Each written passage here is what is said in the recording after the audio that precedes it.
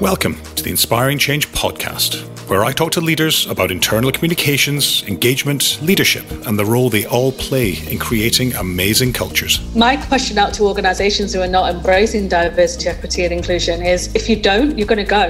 In 5 years, in 10 years, you will not exist. There's no escaping from that. That is fact. You will make time for the things that are important, otherwise you'll just make excuses. The leaders who are successful in this are the ones who think, do you know what have I got to lose? Let me just do this. Hello there and welcome to this episode of the Inspiring Change podcast with me, Scott McInnes. It's funny that over the past couple of years, we've seen during the whole time of more recently COVID, a really disproportionate impact on minority groups around the world. You know, we've seen a dramatic increase also in the volume of employee voice around issues like Black Lives Matter, Me Too, Time's Up, and all of that is almost moving into the space of employee activism, where people in organizations are really, really, truly standing up and having the bravery to stand up for what they believe in, which I think is amazing. You know, when you take things like Google or organizations like Google, where 20,000 people stood up last year and staged a global walkout all around the world about the company's alleged handling of a sexual harassment claim. That is incredible. And probably, if I asked you to name the company that had done that, probably Google wouldn't be the one that jumped to top of mind. It would have been a bank, or it would have been an older maybe organization instead. But there we go. Surprising. And I think for me, what that shows is that, organizations are becoming increasingly more likely to be called out for not addressing issues that are affecting them, for not taking them head on.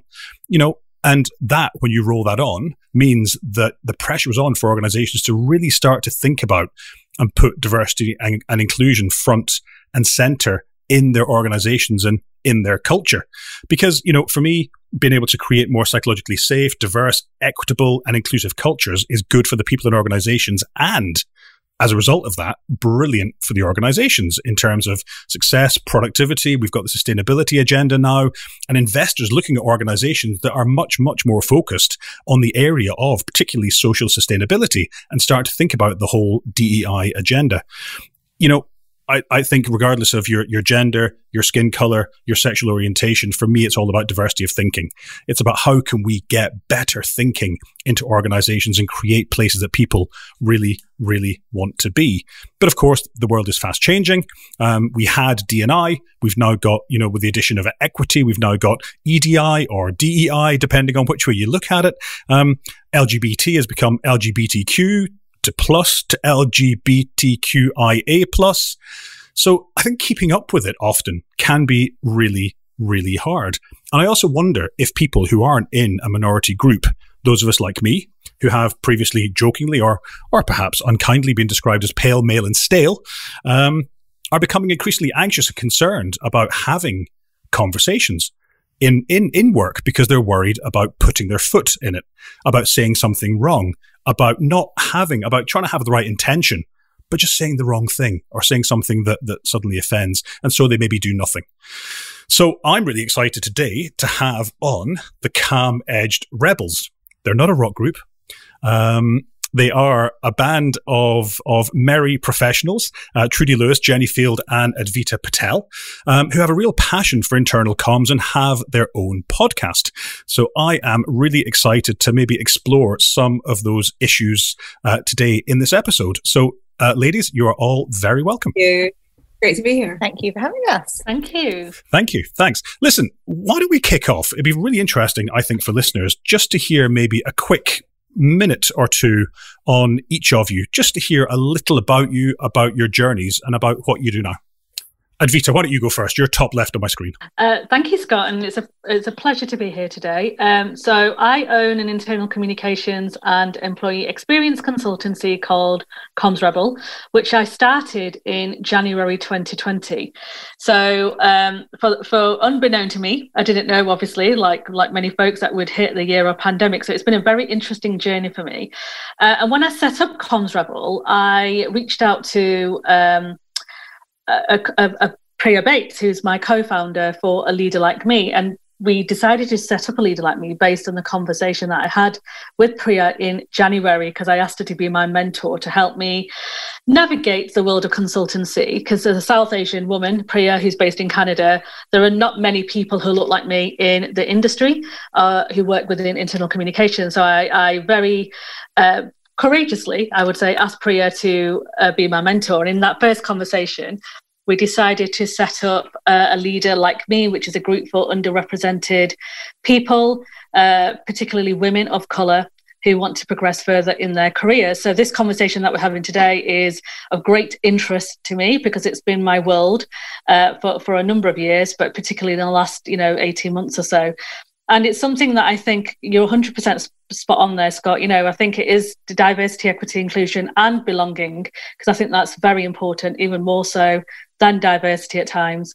It's critical that people, the majority of the folks in businesses, like yourself, Scott, white men, who are often the leaders in these organizations, they often are the decision makers, right, in some of these businesses. And I think it's important that they feel comfortable enough to ask the questions and have and feel empowered to ask the questions as well, and not feel scared or worried or think they're going to put their foot in it, as you said. So a Leader Like Me, as well as helping women of colour from various industries, not only comms, to be fair, we've expanded it outside of various industries. We also help allies and people who want to learn more about diversity, equity, inclusion and belonging as well. Hence why we do our conferences on an annual basis and encourage sponsors and allies to be a part of that, which is why we've got Diversity in Action on the 23rd of March. And I do feel, and Priya and I talk about this, and I've spoken to Trudy and Jenni about this previously, but I do think that internal comms has quite a special part to play in helping to communicate the way we talk about diversity, equity and inclusion in businesses, because language is really powerful and we're often the pen holders, right, for some of the comms that goes out in businesses. So I do think it goes hand in hand. So hopefully today will be a really interesting conversation. Brilliant. No, absolutely. And that whole idea of allyship is something that would be really interesting to hopefully come back to later. I think otherwise you tend to be perhaps shouting in an echo chamber when it's people of the same type or beliefs or backgrounds all talking to each other. Let's talk definitely about internal comms, and I will put a plug for your event into the show notes afterwards as well. So we'll make sure that happens.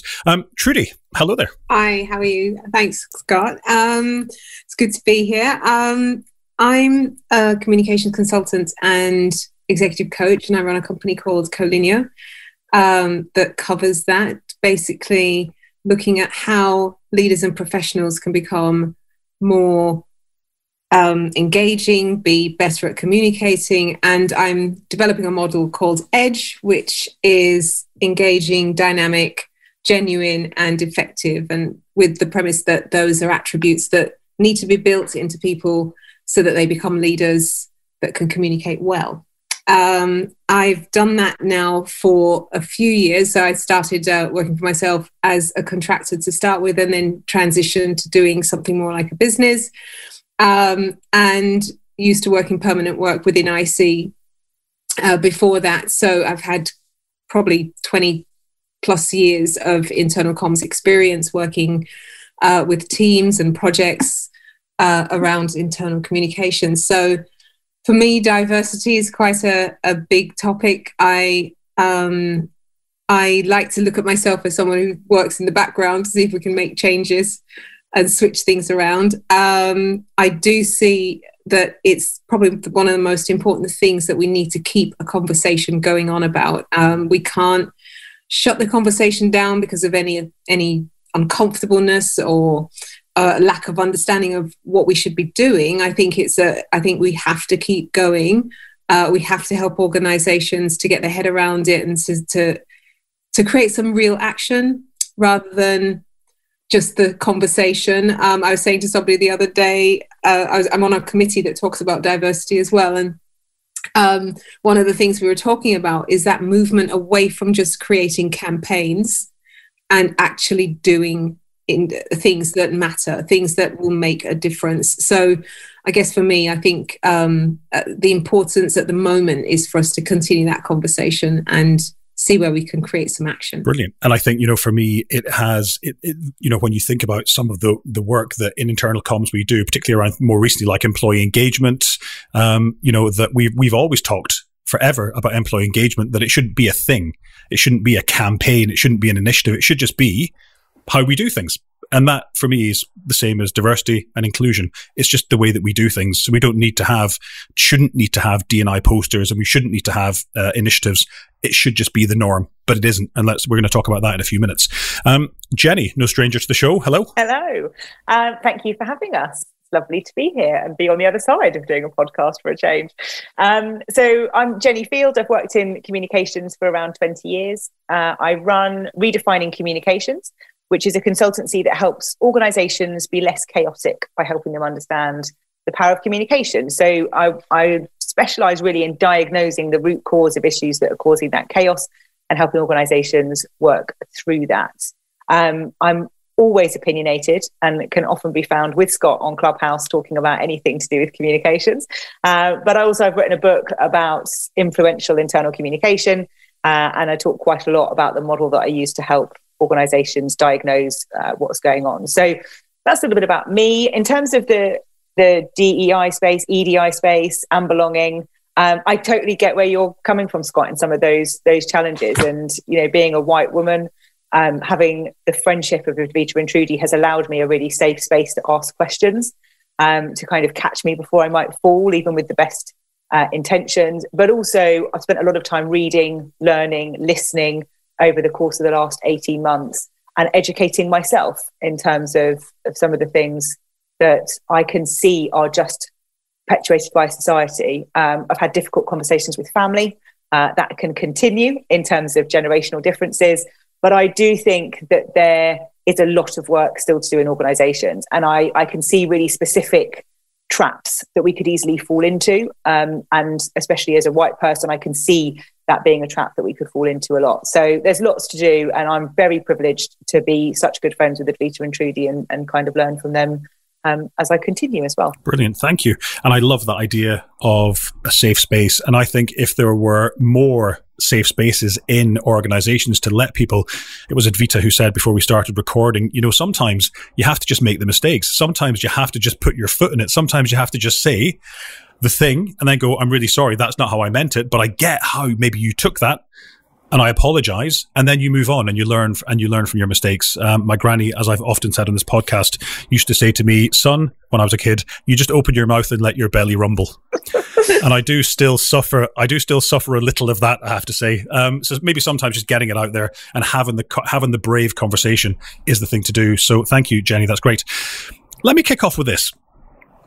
Very quickly, in a sentence or two, I'd like to know what DEI, diversity, equity, and inclusion means to each of you and why you think it's important.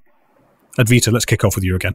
For me, that's a really big question, Scott. But for me, and I'm always accused. I accuse myself, I should say, for oversimplifying things. But for me, diversity, equity, and inclusion is about not being treated differently just because you're underrepresented in some way, right? So you get equal opportunity.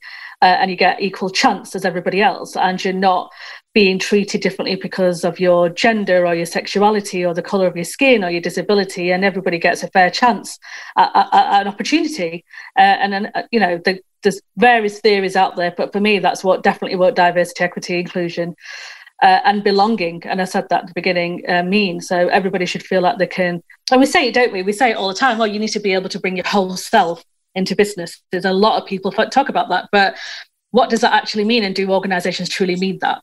Because if you truly mean that, then what are you doing to make sure that person can bring their whole self and belong and feel included in the conversations that are taking place in the business, from the very tactical to the very oppressive systems that have been put in place for hundreds of years that doesn't allow certain underrepresented folks to progress.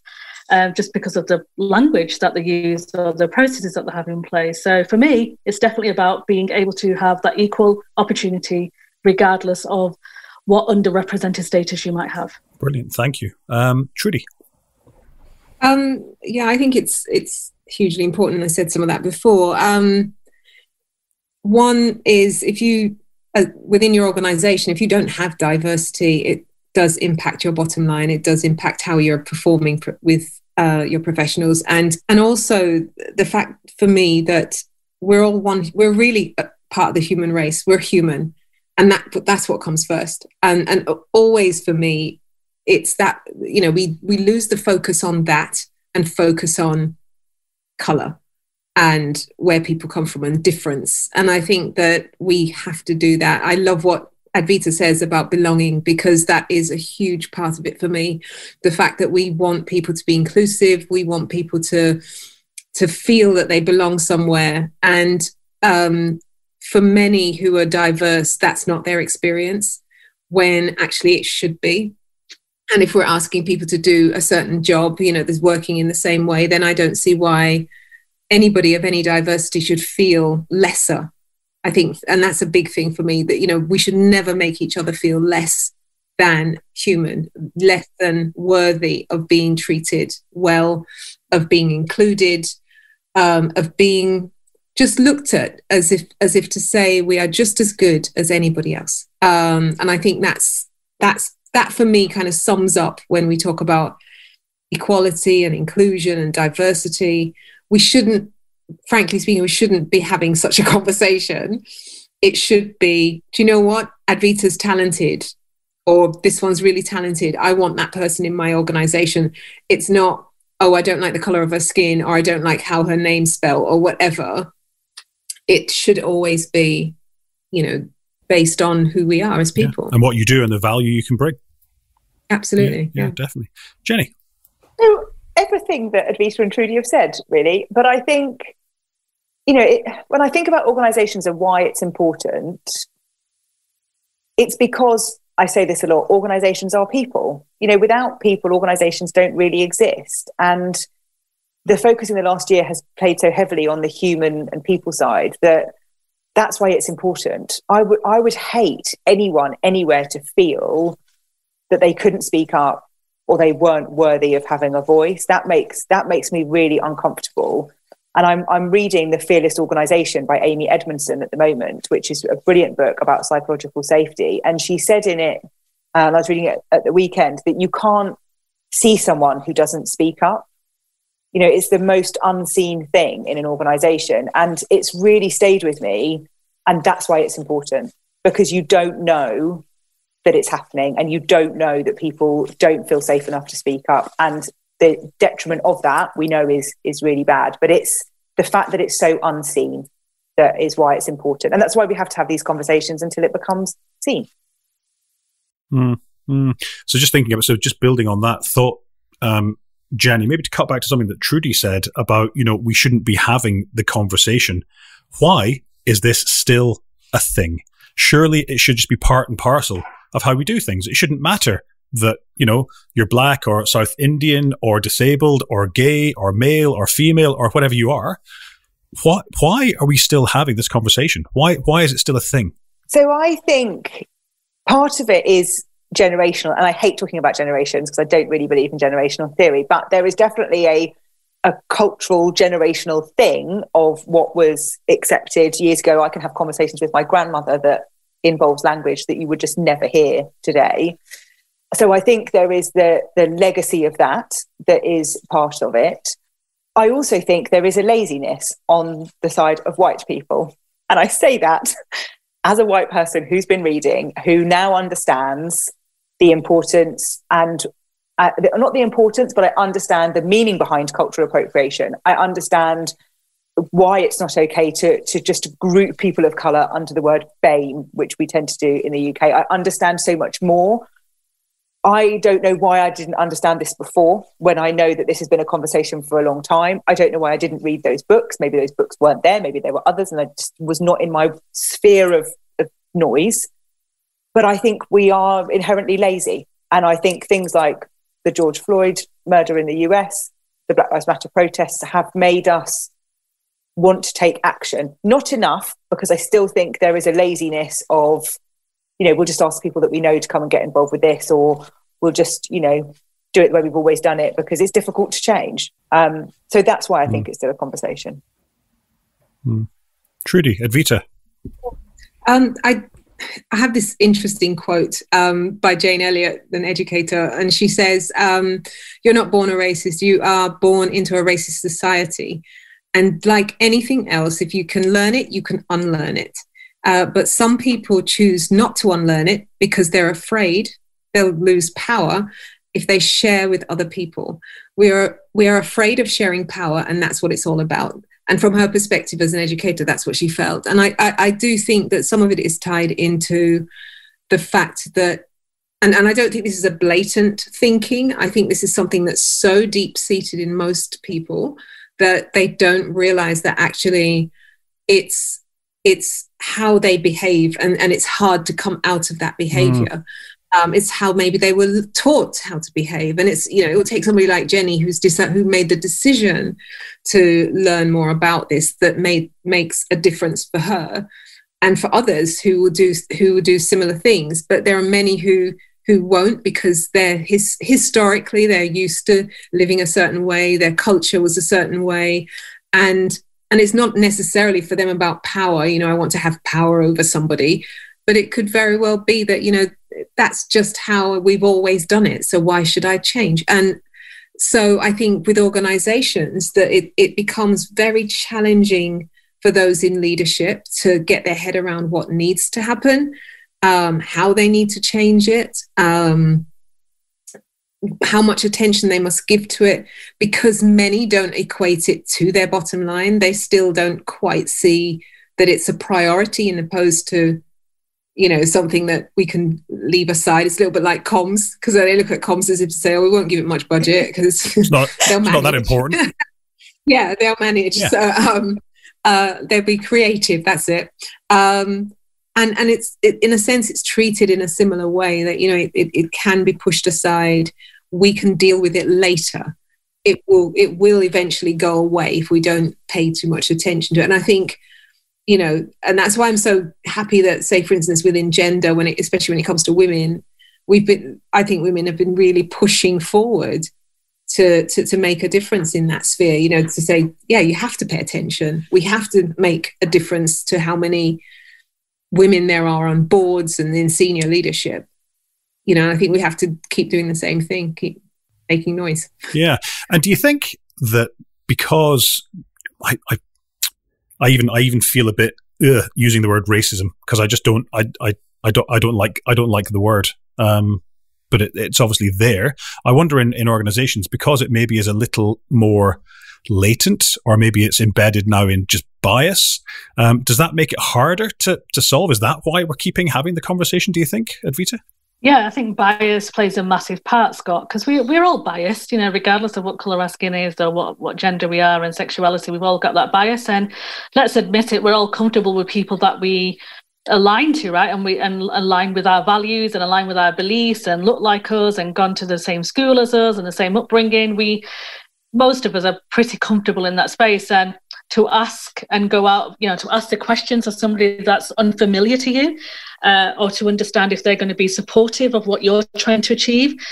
And as Jenni's point, it's laziness, because they don't want to put that extra effort in. And, some organizations have got a lot, the bottom line, if you look at the kind of profit drive and all that, it's doing okay without diversity. So they're thinking, well, if it ain't broke, why fix it? What's the big issue here? I'm not racist, I've got a black friend, or I'm not homophobic because I've got a gay friend. And, I've read a lot around, it's not enough to say, I'm not racist. You have to be actively anti-racist. I read that.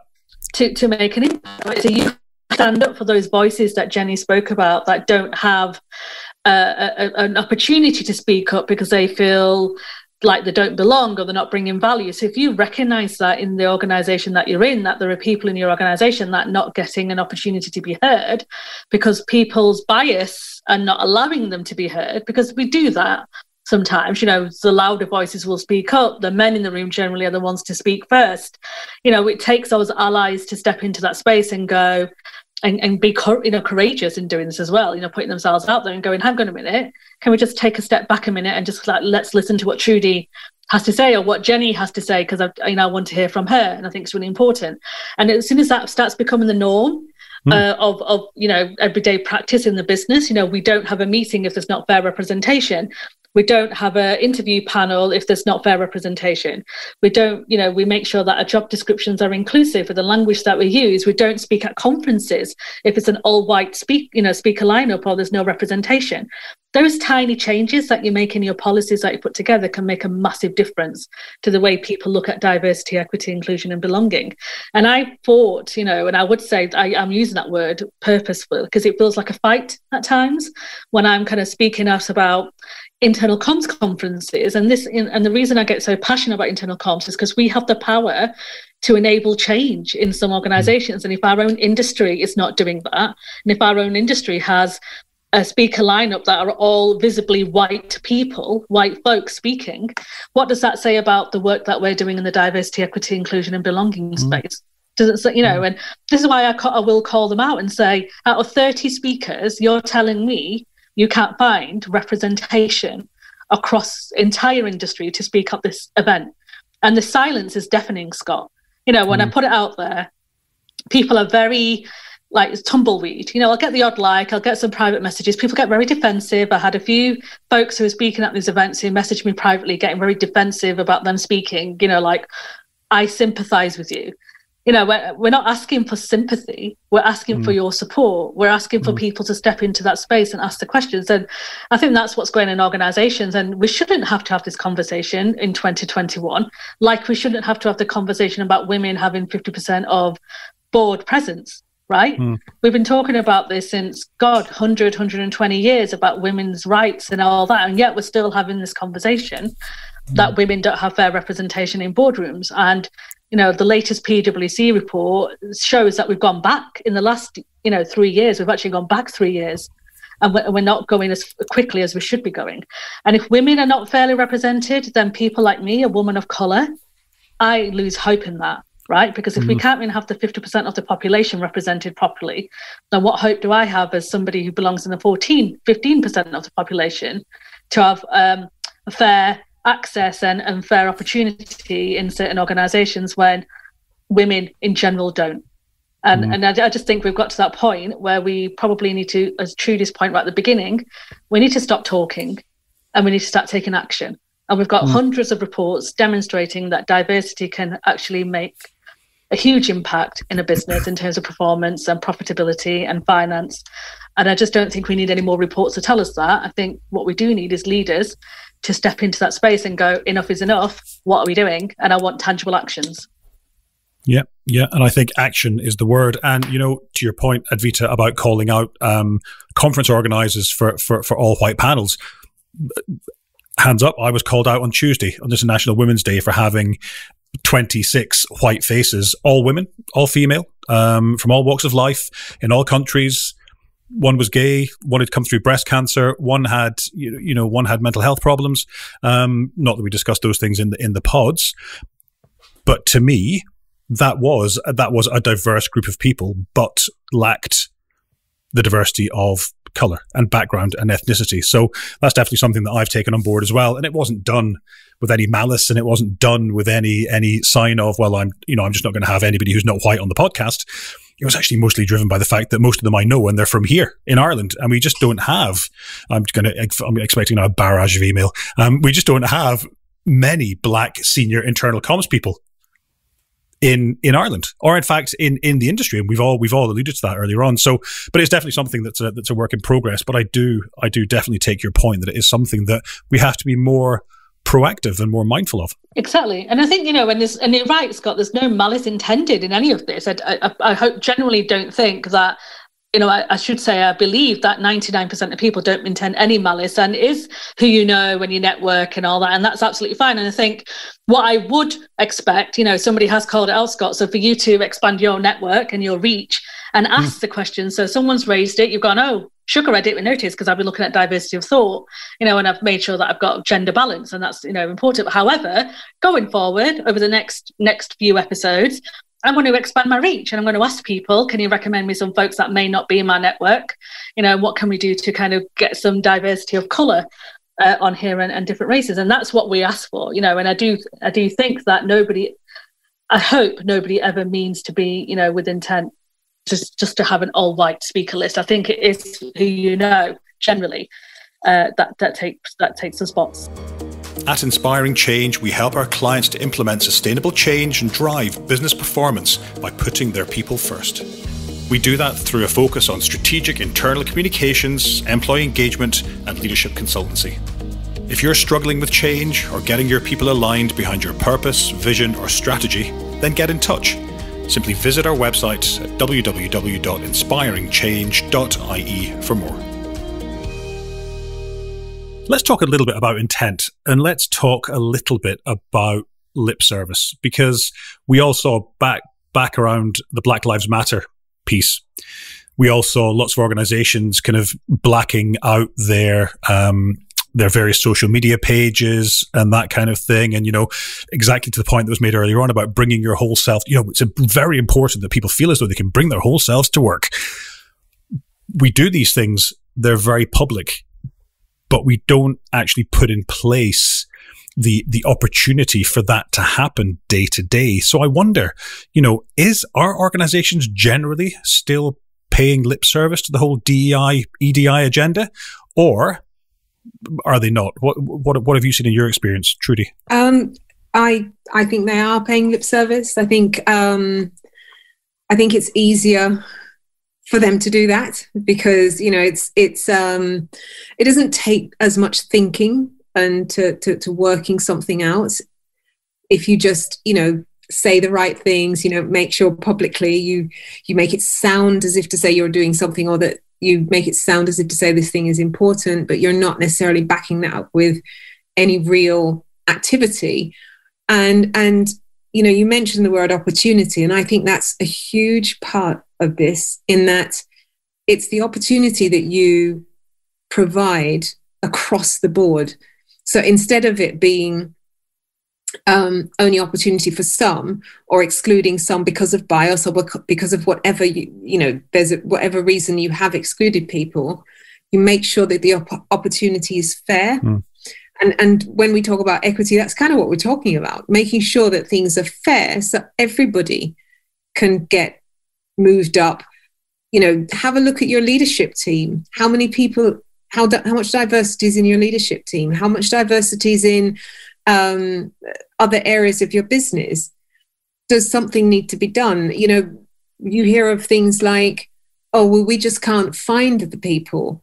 But is it because you've been judging them based on your bias? Is that why you can't find people? Because actually people are out there. People are out there who are into PR, who are into comms, who are into various areas. I worked internally for a long time and didn't get a promotion, and I would go for promotions, but I would never get promotion. Now, I can't hand on heart say, oh, it's only because of my color, but it certainly felt like it because I never got that promotion. And so as a result, could I have become a senior leader within comms? No. So you wouldn't have found me unless you found, obviously, because I've moved out of that. And that was one of the reasons why I stepped out and decided to start my own business, because, I realized I wasn't going to go very much further. And if you've got scenarios like that happening in your organization and you decide that you're not going to do anything about it, then you are definitely stuck in the lip service category. Brilliant. Thank you, Trudy. Jenni? I think there is a bit of lip service. And actually, on International Women's Day, Sharon O'Day, who is fairly prevalent on Twitter, was sharing statements from companies about International Women's Day and then their actual gender pay gap. Which she basically just kept doing it, of like, this is what they've said today, and this is the reality, and this is what they've said, and this is the reality. And it was an excellent thread to just highlight lip service at its best. And I thought it was so interesting seeing people doing that and talking about how important women were. But actually, I think the one that stuck out, and I think it was UBS, but I can't be sure, was something like a 65% difference. It's astonishing. And I thought, this is, from a purely PR perspective, an ethical PR perspective, you verify the stuff that you've got going on in your house before you put a statement out. Like, it's just, the basics. And I think that's where we see the lip service a lot. I do think we see it generally, though, in leadership. So even, there's a blog on my site about the say-do gap. This is the same thing for me. It's prevalent in every aspect of business. I remember talking to a client who would say, my door's always open. People can always come and talk to me. My door's always open. I said, but is it though? Like, how often are you actually here, first of all, pre-pandemic? Actually here, probably about once a month. Brilliant. So your door's open, theoretically, once a month when you're here, when actually it isn't, because when you're here to have meetings and talk to people. So you can't say stuff like that because you're saying it and creating an environment or alluding to something that you can't live up to because you've set yourself up to fail, which then makes people not trust you because there's an integrity issue there because of that say-do gap. For me, it's the same in this kind of space as well, that I don't think it's specific to equality, diversity, belonging, inclusion. I think it's epidemic in organizations generally. And I think that just comes back to us being accountable. And it comes back to priorities as well for me. I talked about it being kind of a laziness earlier in terms of not driving that change. It's about priorities. You make time for the things that are a priority for you. Anyone that's heard me talk before knows I talk about busy being a myth. You make time for the things that are important. If you genuinely believe that diversity, equality, inclusion, belonging are important to you and your organization, then you will make the time to read and listen and understand, and you will make the time to take action. And if you're not, then you just won't make time for it. There's no escaping from that. That is fact. You will make time for the things that are important. Otherwise, you'll just make excuses. So let's move the conversation on slightly and think about the organizations that aren't just paying it lip service, the organizations that are putting EDI, DEI. I'm going to just pick one of them. I'm going to pick DEI rather than saying them both all the time. I'm just going with DEI. That's what I'm going to go with from now on. Okay. Just so we all know. What's the benefits? So there are definitely organizations that we all know who are taking the DEI agenda really seriously, who are really putting it in play, who do have it at the very core of their culture and have a really strong focus on it. What are the business benefits for those organizations? So for those organizations that are thinking, well, I don't have time to do that, I'm not prioritizing that, what are they missing, do you think, Trudy? I think there's a lot of advantage. Not just performance and financials, although the report that I keep talking about is a McInnes report that they produce probably every few years. So the first one was 2015, and in 2015, that report said that there are many benefits when it comes to performance and financials when it comes to including diversity, and that. Obviously the thought was, we don't know if that's going to progress. Well, it has progressed. So the report in 2020 shows that it's gotten even more so important. So, that for me would be your fundamental bottom line. You really want to get that in there as well. But there's also that part of diversity of thought. So I worked somewhere recently where the CEO, he chose to do something very, very different. He invited a Black graduate who was, one of these go-getters. He's very, very dynamic, to become his kind of exec assist, or like you'd call it, chief exec alongside him, to work with him to do some reverse mentoring, to help him, because he genuinely admitted, I don't know anything about young people. I don't know anything about this particular generation. Now, he didn't pick him because of his color. He picked him because he fitted the bill and he wanted to know more about Gen Z. He wanted to know about the next generation. And he was totally embracing this young man who felt incredibly supported because of this. Now, there's no doubt in my mind that young man will become a CEO one day, simply because he's had that access. And I think where you see organizations that take the time to do that, now suddenly you've got a loyal employee. So loyalty is one of those things that will definitely be generated. You've got people who are moving up in the organization. Your retention will stop bleeding, because people will stop leaving the organization because they're not making any progress.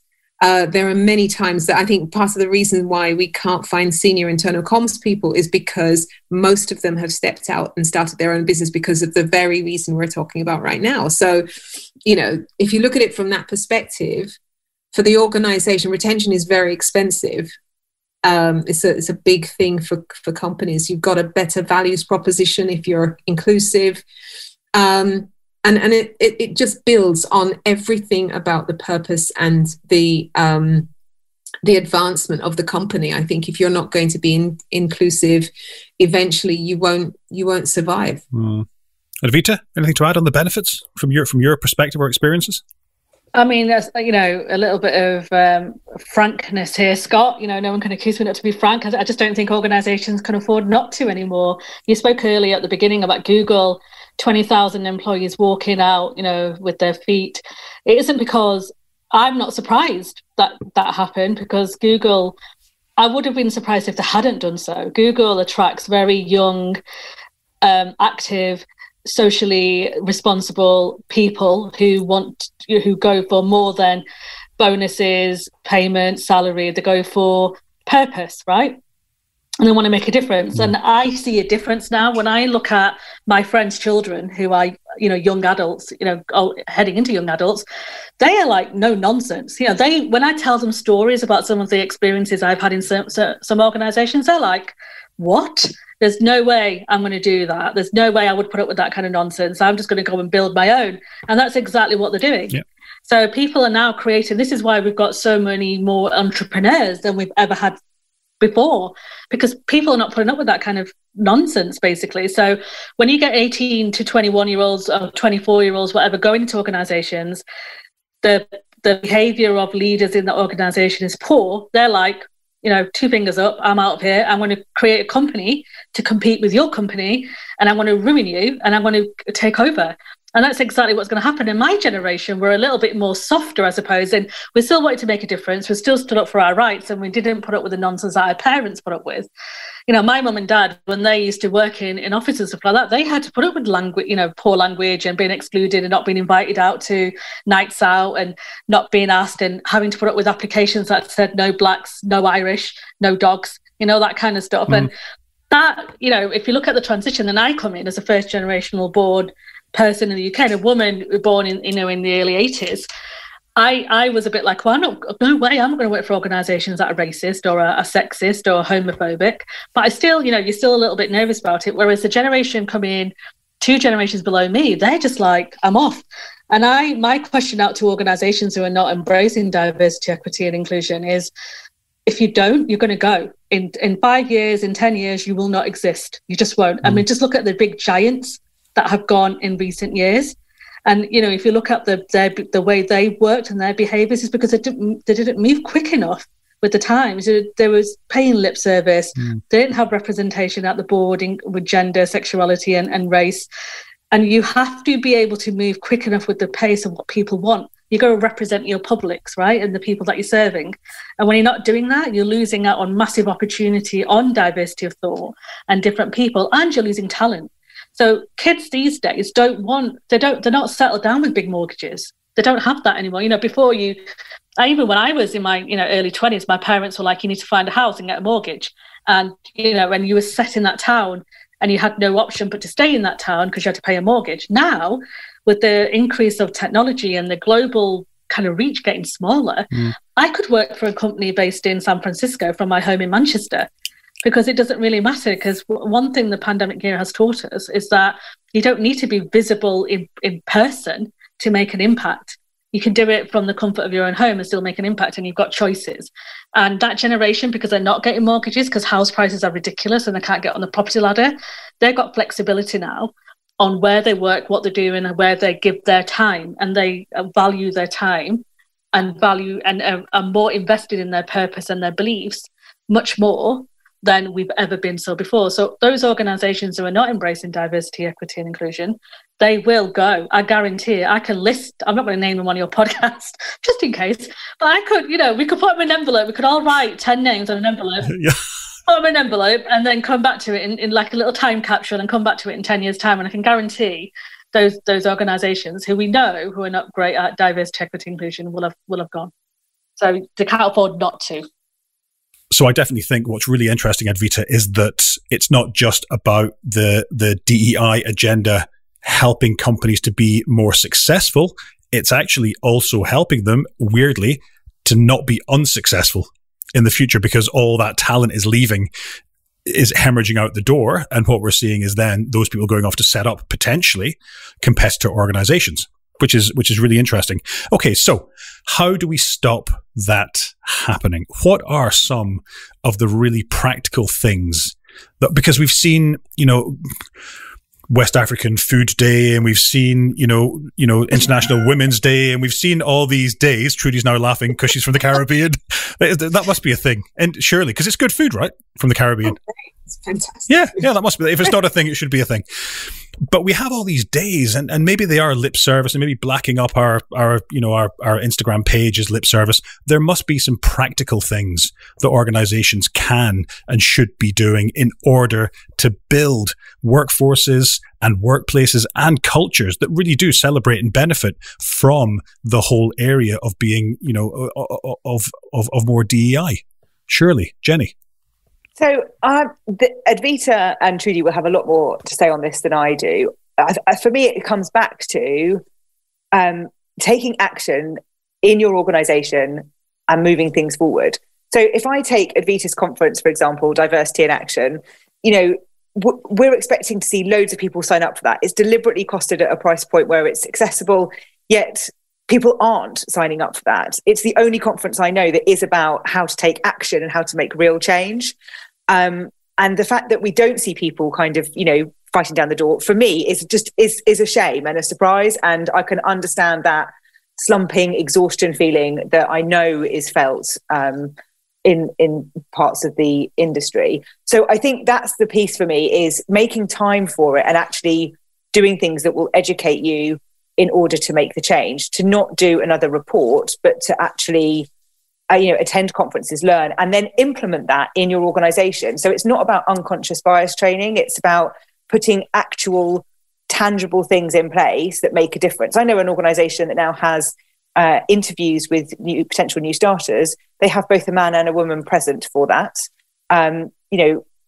That might not be enough in terms of, what's required from a gender perspective, but that's a step forward, that it's been recognized that actually, do you know what, we need to have two people interviewing, and they need to be, different people to be able to make that change. That's what we need to see is, okay, what are the processes and things that are changing as a result of that? If you've got it and it's got to a place of real toxicity in your organization, and you have a culture that is, not racist, but not anti-racist, and you've got a culture, maybe microaggressions and things like that, you've got to invest in training and development. You've got to invest in upskilling people. Now, we might say that you shouldn't need to do training and development on how not to be a horrible human being, but, you have to have training and development to understand how you come across to other people. It's why I do training in communication skills. We have to learn how to communicate effectively, to build good relationships, to make work better. So those are the things that I think would really help. But I know that the other ladies will have more to say. Advita, from a practical perspective, what have you seen organizations do, or what have you experienced that's really helped try and embed that whole idea, that thinking? I think, we mentioned it right at the start of this podcast, creating a safe environment for people to ask the questions. Yeah. And I think we just don't do that enough. And the reason, and this is for everybody who wants to learn and wants to understand a little bit more, and not having that fear of asking uncomfortable questions. So if one thing, if the only thing you do is to create a safe space for people to ask that questions, then that's a start. Get that sorted, get those lunchtime sessions, Zoom calls, whatever works for you, but get a space where people can ask those questions and not have that fear of making mistakes, because if they do make a mistake, then they know they can go and learn a bit more about it. So definitely do that. And the other thing that I know Trudy talks about this a lot is be curious in other people. So if you haven't heard somebody speaking on a conference call like this, or in an event, or someone is not visible, as Jenni mentioned before, then go and check in on them and find out what's going on, and be curious about them and understand what is it about them, and go outside of your reach. So your network, it's great that you've got some great friends, and that's brilliant. But look around your friendship circle, look around the boardroom table, and if you keep seeing the same faces, then make that conscious effort to go and find the people in your organization that you can have a conversation with in a very, it's not the case of kind of going and saying, right, tell me everything about being a South Asian woman. It's not about that, because, you could say that and see what happens. I mean, tell me. Tell me more. And you have amazing food as well. It must be lunchtime, because I'm all about the food right now. So, just be curious and go and be open to having those open and transparent conversations as well. Definitely. Brilliant. Thank you. Trudy. I agree with 100% with both of Jenni and Advita. For me, I think a really important thing is to make the time to, make some time to find out more about how your organization's working, what's really happening in your organization, and what needs to change. Because, you could say a lot of the times, HR, I'm sorry, they will get upset with me, but HR will say, let's do a report. And the report will be good. It will throw up some stats, but then they've also got the idea of, let's do a report that talks about felt need, how people are feeling. And so, they have those conversations, they pull out, what our experience is and what people are experiencing in the workplace and so on. That becomes a report. Now, the challenge with those reports, they're great to read, but they need to translate into something else. And so the only way you do that is by taking the time. So it's like with anything with insight. So Jenni does a diagnose thing where she looks at, well, what are the problems? From diagnosing the problem looking at the insight, you then can say, right, how do I diagnose this? How do I kind of figure out what are the things that needs to happen? So you get the insight, you might have it. There's loads of insight around the place. Just do some research, but at the same time, it's what's the current culture of your organization and what needs to change. So if we find that recruiting are only recruiting a certain type of person, what else could they be doing to make sure that recruitment is fair? And it's quite interesting. A lot of companies nowadays are saying, we don't want to do unconscious bias training. We don't like it. And I'm thinking, well, yeah, you might not like it, but your organization might need it.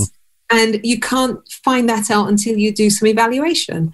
And so I think that's your starting point, because you could go and say, and I've had this, and I'm sure every internal communicator has had this, where a boss says to you, so what did Google do? Let's follow them. And you think, well, no, you can't follow another organization, because every organization has its own culture. And it's really important, as far as I'm concerned, that you take the time to understand how you're going to fix this and what you're going to do.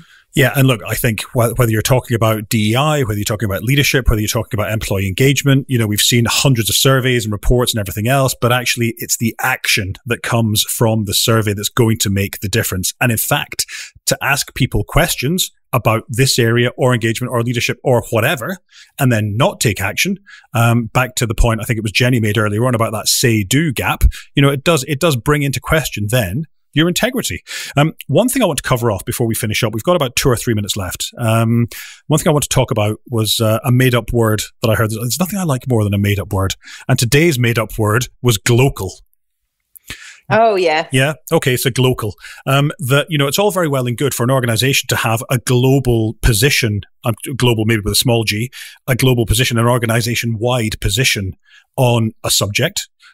Let's pick DEI, because that's what we're talking about. But actually, it's how it's implemented locally that makes all the difference. And for me, that is squarely, and we're piling more stuff on their shoulders, but that is squarely about leaders. That's squarely about leaders and how they interact with their teams, because little percentage changes in every team across an organization, bits of percentages across every team, roll up to a really big change in an organization's culture, right? So, Advita, what do you think the role of leaders is, and what would you like to be seeing leaders doing more or less of to try and build this muscle?